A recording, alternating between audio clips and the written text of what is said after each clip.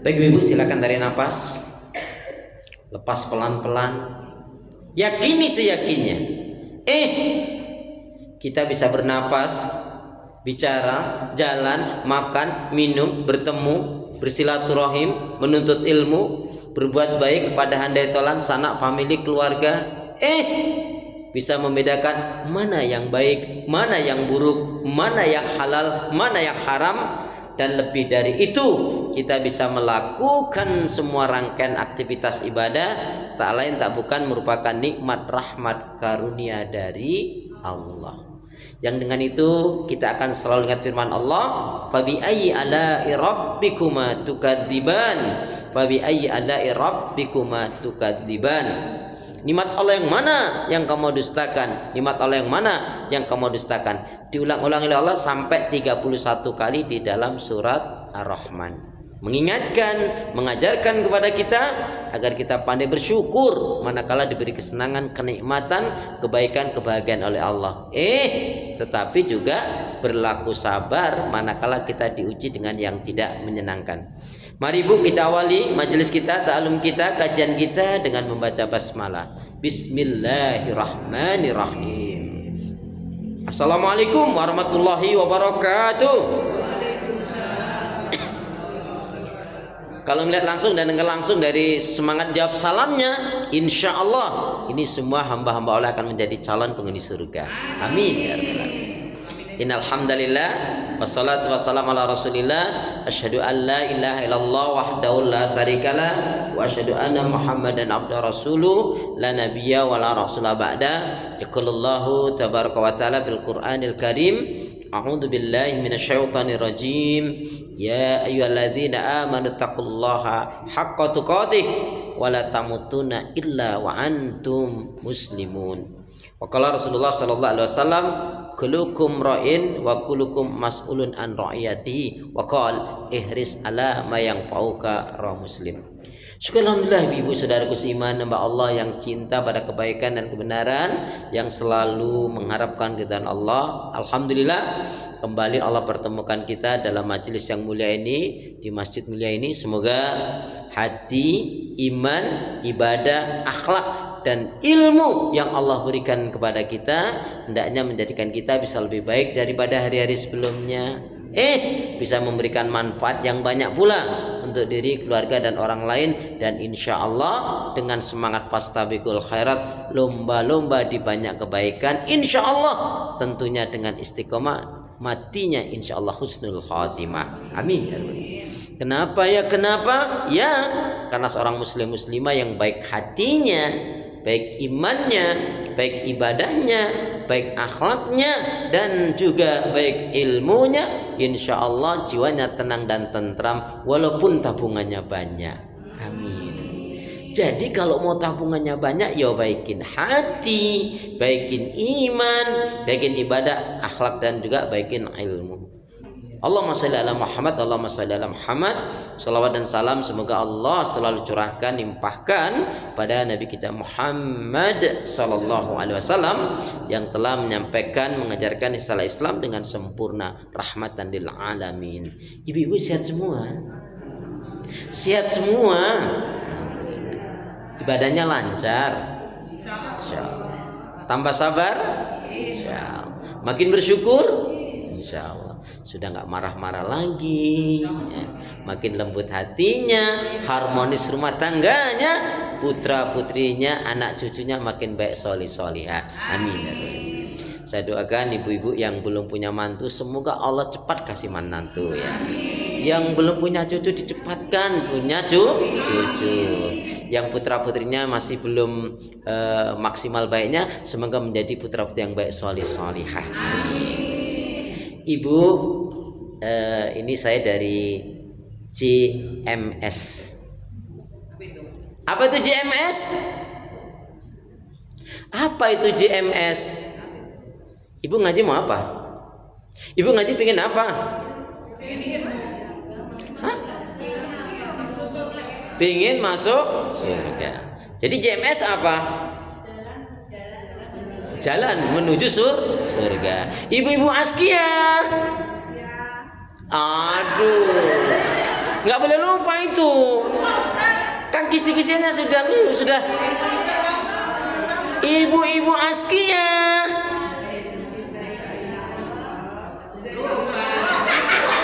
Loh, ibu berarti nggak serius nih pingin masuk surganya? Masa itu dilupakan? Saling mencintai karena Allah, sehidup sesurga. Ibu-ibu askia. Saling mencintai karena Allah, sehidup sesurga. Amin. Ini masa setiap mau Ramadan diingetin lagi, setiap mau Ramadan diingetin lagi. Makanya ini Bu Ratna harus sering ingatkan ini ya. Ini juga sering mengingatkan ini ya, kepala suku nih ya, baik ya. Jadi hari ini tema kita untuk mukadimah ini adalah yaitu cerdas memilih pemimpin. Ya. Pokoknya aminin dulu. Enggak Bu, masalah gini, ketika kita salah memilih pemimpin yang kita pilih naudzubillah min dzalik ternyata buruk, jahat, tidak baik, zalim, maka dia melakukan kesalahan dosa, kita juga kena dosanya. Makanya hati nurani kita harus kita kedepankan, minta kepada Allah. Kenapa?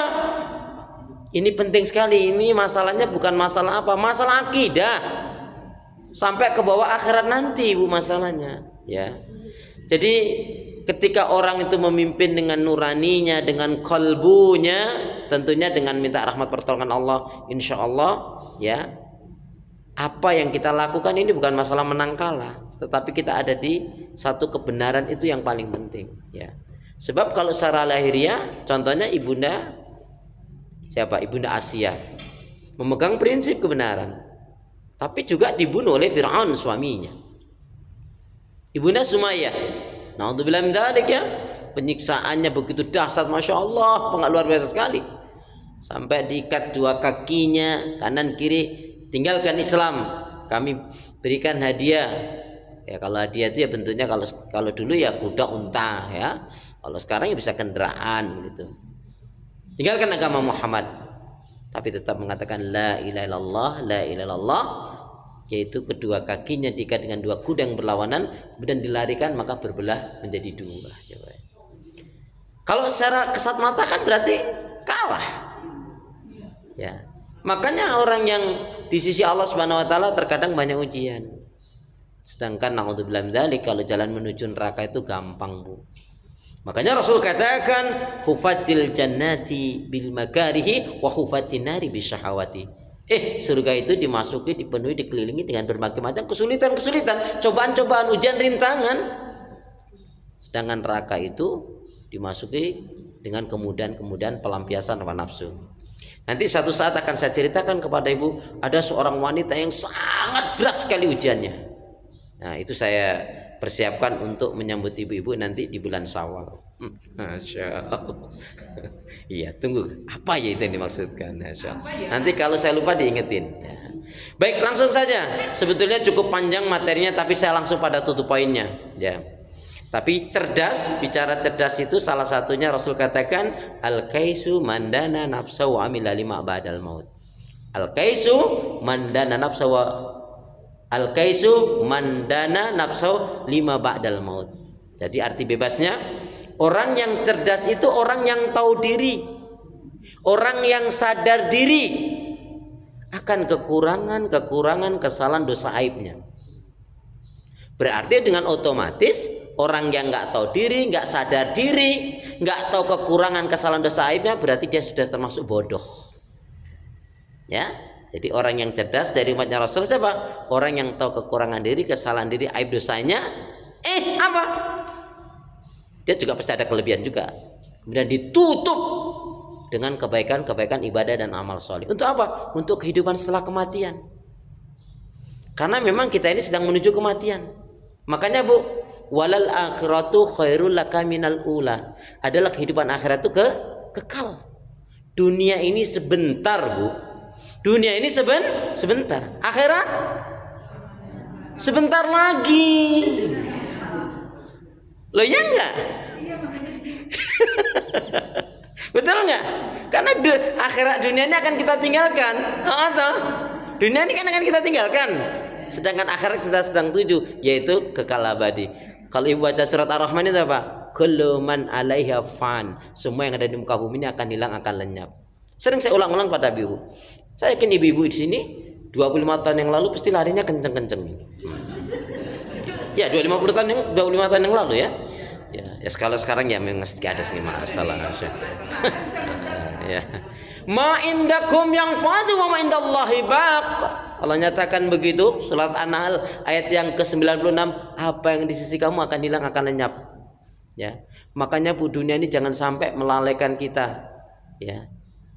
Ya. Ibu, kalau dunia ini terlalu dicintai, apalagi kalau sepenuh jiwa, Bu, jangan pernah mencintai sepenuh jiwa. Cukup sepenuh hati aja. Sebab apa? Kalau orang itu mencintai dunia, ternyata dunia yang diharapkan itu tidak penuh. Kalau dia sepenuh jiwa, Bu, kemudian yang diinginkan tidak tercapai, dia akan sakit jiwa. Beratnya nggak?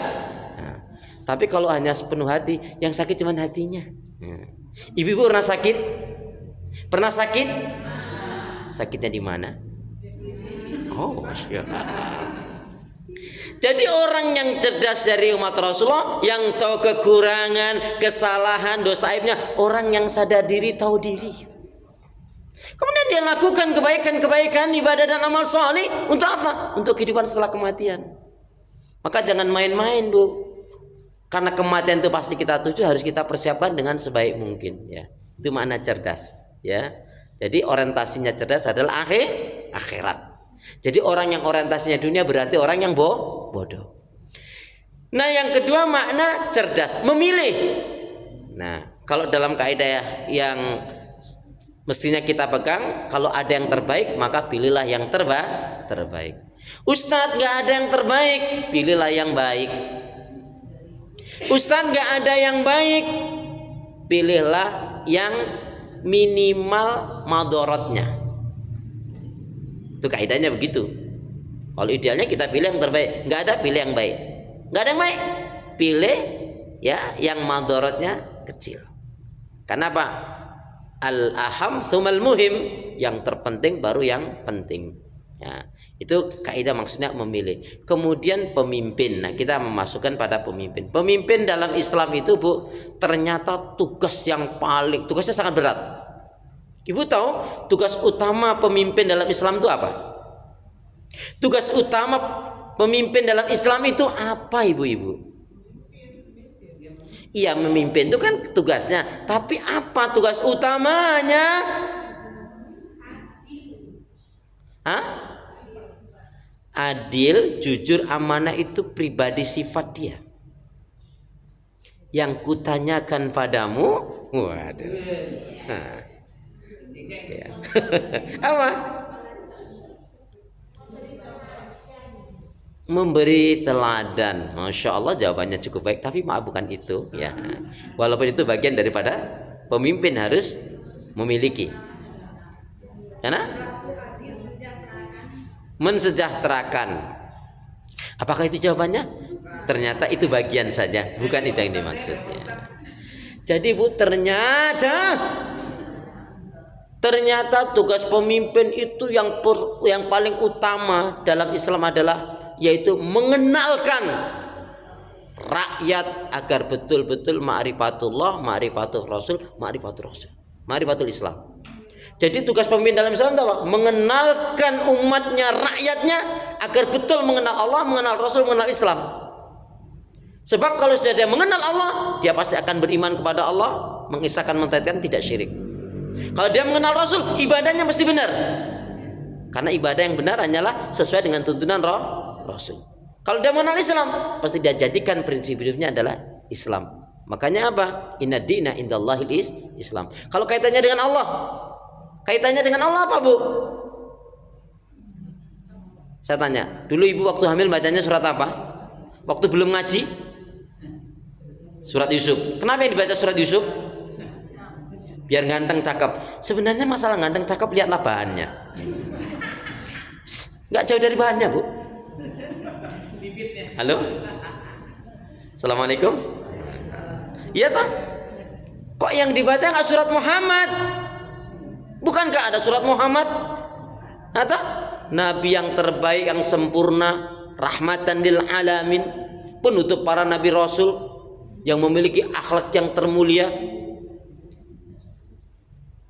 Memang kalau ketika ibu hamil kemudian yang dibaca surat Al-Baqarah, apa artinya Al-Baqarah?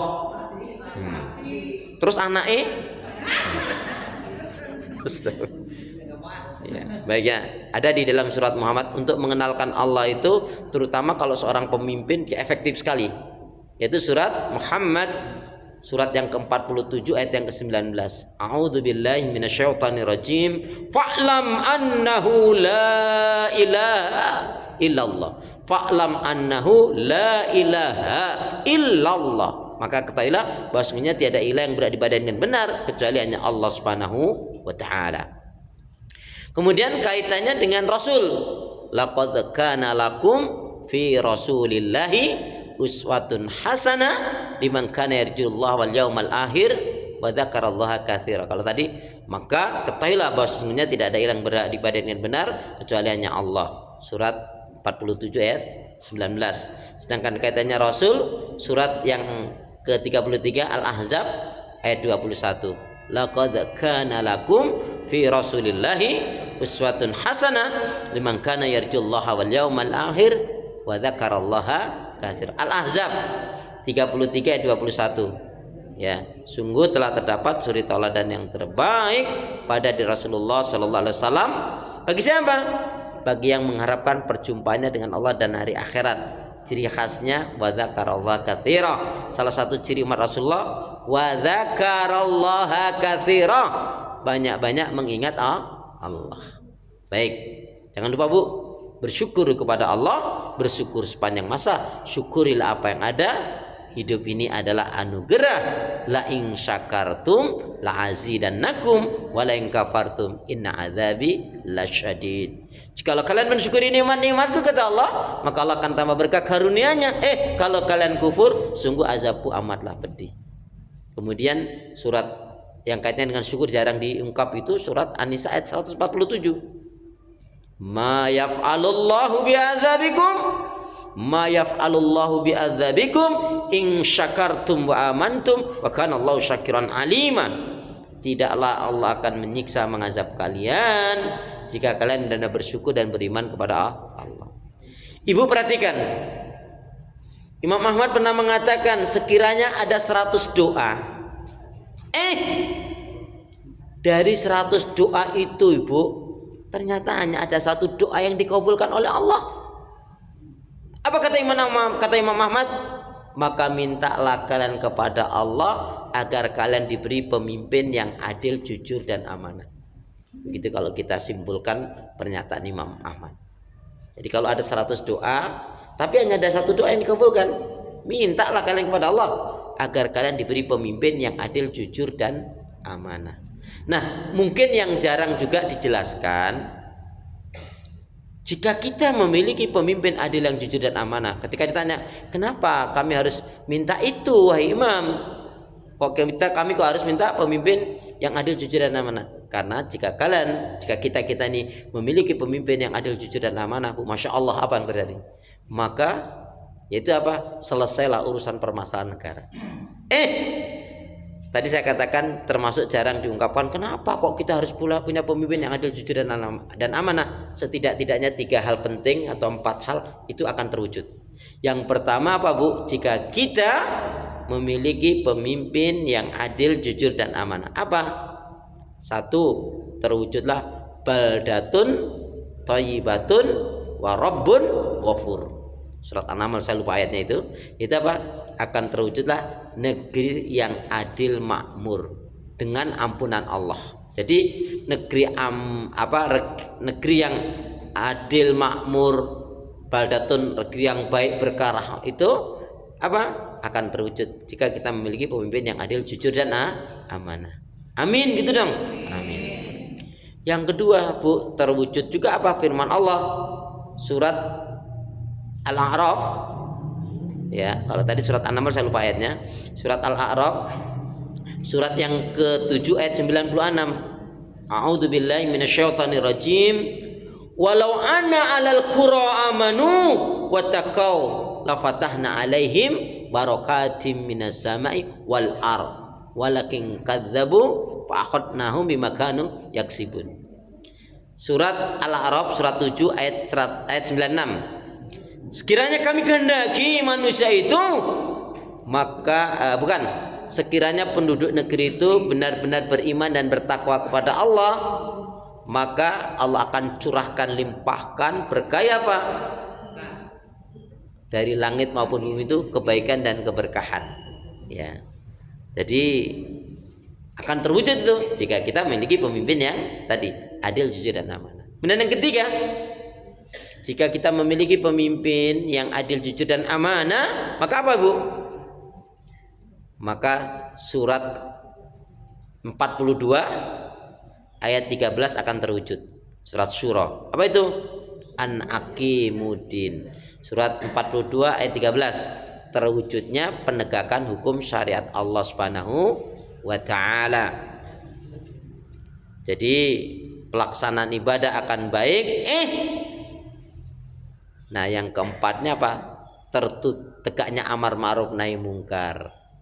Tegaknya, kalau yang ketiga tadi terwujudnya penegakan hukum syariat Allah. Ya. Pelaksanaan ibadah insyaallah akan lebih baik. Tegaknya hukum syariat Allah, tegaknya hukum aturan syariat Allah, ya. Terutama ibadah-ibadah akan lebih baik. Insya Allah haji nggak akan mahal, ya. Karena banyak pelaksanaan haji itu duitnya kemana itu kita bingung ya Bu yo. Kenapa kok gitu loh? Ya nggak usah jauh-jauh lah Bu, Indonesia sama Malaysia aja solusinya banyak banget, ya. Terus pelaksanaan ibadah-ibadah yang lainnya, ya. Zisnya zakat, infak dan sedekah itu akan tersalurkan. Saya maaf ya Bu ya, saya nggak menyinggung lah, tapi begini, katanya Basnas itu bagian zakat amil itu masya Allah sewa gedungnya sampai miliaran, sampai ratusan juta. Terus katanya ada dana yang lebih sekian triliun. Nah, itu untuk apa tuh Bu? Ya enggak? Berarti kan tidak tersalurkan ya. Ini bukan Basnas Indonesia loh, nggak tahu Basnas yang main lah mana gitu misalkan gitu. Nah, itulah kira-kira ya. Nah, kemudian tegaknya amar ma'ruf nahi mungkar itu terwujud juga. Artinya apa? Tempat-tempat maksiat dan dosa, tempat perzinaan, pelacuran, tempat diawali dari tempat apa? Perdukunan, perzinaan, pelacuran, kemudian apa? Khamr, mirasantika, judi. Nah, termasuk tempat perjudian. Ya, sekarang ini kan marak juga perjudian online dan lain sebagainya. Itu Bu, kalau nggak memiliki pemimpin kekuasaan yang lebih, susah. Ya, seperti pernah terjadi di Jakarta itu.